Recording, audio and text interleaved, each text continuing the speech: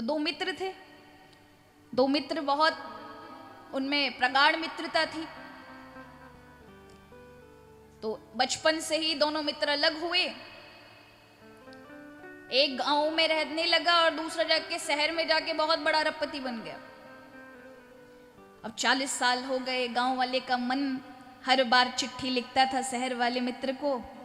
शहर वाला मित्र पढ़ता था, खुश हो जाता था, फिर उस अपना तार भेजता था और इस तरह से गांव वाले को प्राप्त होता, गांव वाला खुश हो जाता पढ़ करके। लेकिन 40 साल के बाद एक दिन शहर वाले ने तार भेजा, बहुत दिन हो गए, बहुत साल हो गए, शहर में आ तो जा, एक बार देख तो ले मुझे। एक दिन अपनी पत्नी से गांव वाला कहता है कि भैया देवी, मैं तो जा रहा हूं मेरे मित्र के पास शहर में, 4-5 दिन बाद आऊंगा, थोड़ा मेरे लिए भोजन व्यवस्था, कपड़े उपड़े की व्यवस्था कर दो। पत्नी ने जैसे तैसे जो व्यवस्था बनती है भेजा। ये शहर वाले व्यक्ति के पास गया, एक तो बहुत बड़े बंगले में रहता है।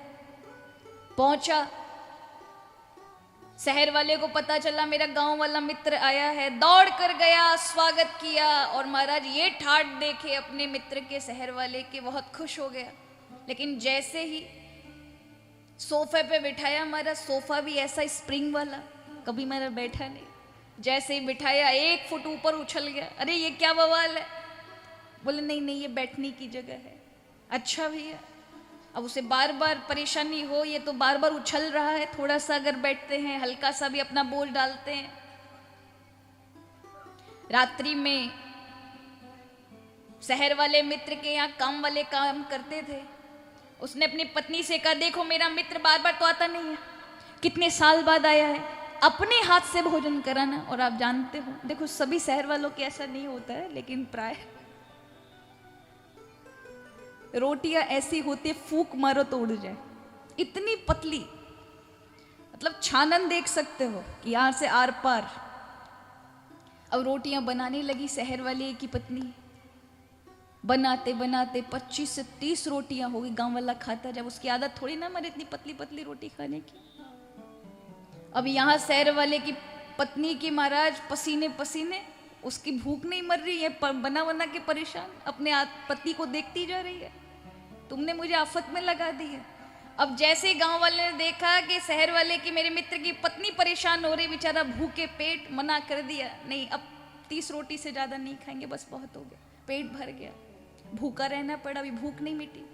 रात्रि के समय शहर वाले मित्र ने कहा, मित्र मैं अपने सबसे अच्छे कमरे में तुझे सुलाऊंगा। लेके गया, बढ़िया बेड बिछा था, उस पर डंडप का गद्दा 8 इंच का बिछाया, उसके ऊपर सुलाया उसको। 2-2 एसी चालू कर दिए, सामने के पीछे के महाराज।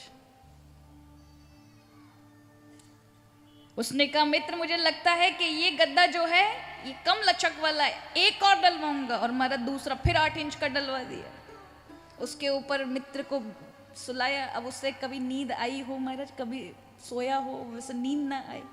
और 2-2 एसी चले, महाराज इतनी ठंड लगे मानो जम गया। अब क्या करे, कहाँ जाए रात में। उसने जैसे बटन दबाया और ऐसी तेज हो गया। अब उसने देखा कि यही मौका है, वो 2 गद्दों के बीच में घुस के महाराज सोने लगा। पर देखा कि यहाँ तो मुझे नींद नहीं आ रही। रात को ही अपना थैला उठा के 4 बजे भाग गया। कितना दुख झेलता है शहर वाला है, कैसा जीवन, ना खा सके ना सो सके, बड़ा बीमार।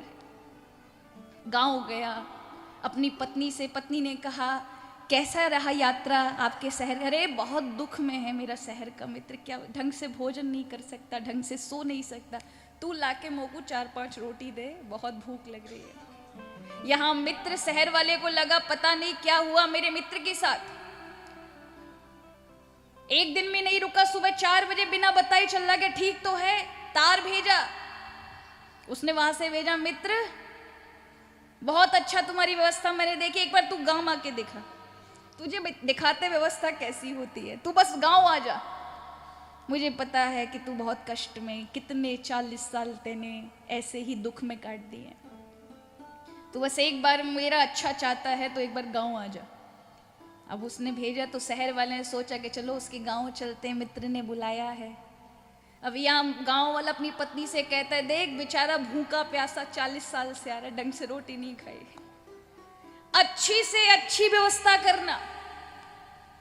अब आया शहर वाला महाराज अपनी मर्सिडीज में बैठ करके। अब शहर से गांव आया, वो गांव उतना अच्छा डेवलप नहीं था, तो जगह जगह खड्डे गड्ढे पड़े थे महाराज। तो मर्सिडीज में आया था, वहीं पर महाराज टंकी टूट गई और फिर गाड़ी आगे बढ़े नहीं। अब जब बढ़े नहीं तो क्या करें, उसने लोगों से पूछा यहाँ मेरा मित्र कैसे, लोग बुला कर लेकर आए, वो बैलगाड़ी पर आता है, लेकर शहर वाले को गया। अब इतनी दचक लगे हर गड्ढे में, तो महाराज रीढ़ की हड्डी की स्लिप खिसक गई इधर से उधर। अब कराते हुए पहुंचता है, गांव वाला मित्र अपने घर लेके जाता है और पत्नी से कहता है इतनी अच्छी रोटी बनानी चाहिए, आज तक तेने नहीं बनाई। वो बेचारी बनाती थी 4 इंच की, आज बनाई 6 इंच की। अब मित्र के सामने रखा, अब मित्र खाए, तुम्हारा टूटे नहीं। वो कहे ये खाता है, ये कितना दुखी है। मुझे पता होता ये इतने कष्ट में इसको 40 साल यह नहीं रहने देता। और मित्र सोच रहा है बेचारे ने खाया नहीं है, ये खाएगा तो कम से कम इसका पेट भरेगा। अरे मित्र खाओ, अचार लोगे, छाछ लोगे। अब वो महाराज उसे खाए नहीं, आधी भी नहीं खाई गई। उसने कहा सोने की व्यवस्था कहाँ है, बहुत थक गया हूँ। उसने कहा आज तक तूने ऐसी जगह नहीं देखी होगी, चल मेरे साथ। खेत पर लेके गया, वहाँ पीपल का पेड़ था जिस पे चौका लगाया था गाय के गोबर का। एक बढ़िया चादर बिछाई थी, एक तकिया लगाया था और कहा ये है प्राकृतिक हवा, तू यहाँ सो। तू अपने घर के जितने भी तूने लगाए थे वो ठंडे ठंडे वो सब भूल जाएगा। सोया महाराज। अब उसे नींद नहीं आए, मच्छर काटे ऊपर से अलग, और उससे ऊपर से अकेले में महाराज, क्योंकि छोड़ के चला गया। उसने कहा कि तू यहाँ सो, सुबह आएंगे हम। और उसको पीपल के नीचे महाराज डर लगे। उसने कहा बड़े बुरे फंसे, कितना कष्ट में है, ना खा सके ना अच्छा सो सके, ऐसा जीवन जी रहे। सुबह 4 बजे उठ कर के महाराज जैसे तैसे भागा। शहर आकर के पत्नी ने पूछा कैसा रहा गांव वाले का, बोले बहुत कष्ट में भैया, ना ढंग से खा सकता है ना सो सकता है। अब आपको क्या लगता है, क्या दोनों सुख दुख में है? नहीं, दोनों को लग रहा है हम सुखी हैं, लेकिन एक दूसरे को बताने ये दुखी है। क्यों? दृष्टिकोण दोनों का अलग अलग है। किसी को उस गांव के उस अभाव में सुख नजर आता है क्योंकि वो प्रकृति से जुड़ा है। किसी को शहर के ठाट बाट सुविधाओं को देख करके सुख नजर आता है। सुख उन चीजों में नहीं है, ना ही उन सब व्यवस्थाओं में है।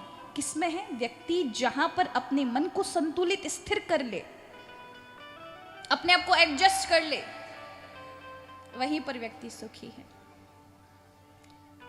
कई बार घर नहीं होता, लोग बड़ी इच्छाएं करते हैं, बहुत रह ले किराए पर, बस अब मकान अपना हो जाए, घर की छत हो जाए।